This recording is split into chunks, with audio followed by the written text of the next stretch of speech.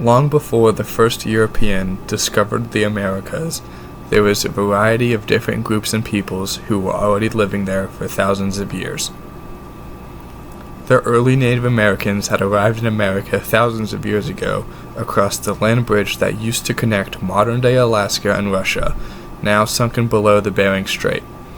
Following this, many different tribes began forming across vast regions in the now United States, Canada, Central and South America. The Navajo culture was prominently active in the southern United States, being the largest Native American tribe in the continental United States and boasting the largest reservation to date, being located in the Four Corners region. The northwestern tribes were located in the Oregon and Washington territories, with large totem poles and hunting and fishing boasting a large part of their culture. The Iroquois were a coalition of a few different tribes in the modern-day New York area, which focused primarily on diplomacy and militant skill. The Plains tribes were located in the plains areas of the United States in the western Great Plains region. They had their culture in being nomadic tribesmen, hunting bison and wearing their traditional feather headpieces, and living in easily disassembled and reassembled teepees across the Great Plains. In South America, there are a few different types of cultures we see, first of which being the Incan, which were largely unknown. However, their noteworthy origin comes from their ancient city of Machu Picchu being discovered in the Andes, which shows great engineering feats, complex social system, and their religion worshipping the sun god Inti. The Mayans, which were a Central American tribe that had great advancements including math, discovering the concept of zero, and astronomy, being located in the modern-day Mexico and Belize area. The Aztecs, which were a powerful tribe of natives who dominated the modern-day Mexico area through military power. The Aztecs had vast power amongst the indigenous people with their social and political power, and a huge prosperous capital of Tenochtitlan in the same area as modern-day Mexico City. Sadly, however, the Aztecs were decimated by Hernan Cortez in 1521 due to the advanced European weaponry they brought with them from Europe. The Mapuche were in Chile and Argentina, and they are still classified as the largest tribe, gaining prominence in the fight against Spanish colonialism and imperialism.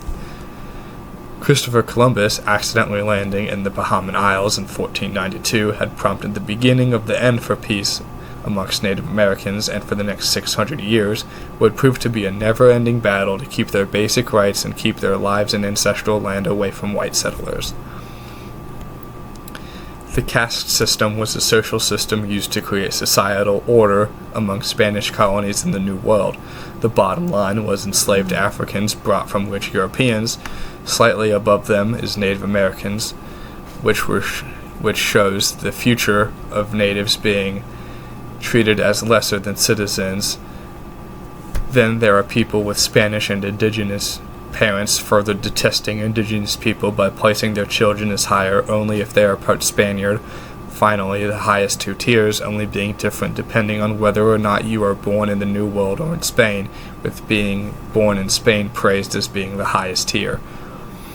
After the 7 Years' War or the French and Indian War, the New World saw a dramatic increase in population from Britain, with many believing they could find a fortune there, as opposed to staying in Great Britain. This led to more and more natives being driven out of their homes, and resulting with the British establishing the Proclamation Line of 1763, which entitles the Native Americans everything past the Appalachian Mountains as their own.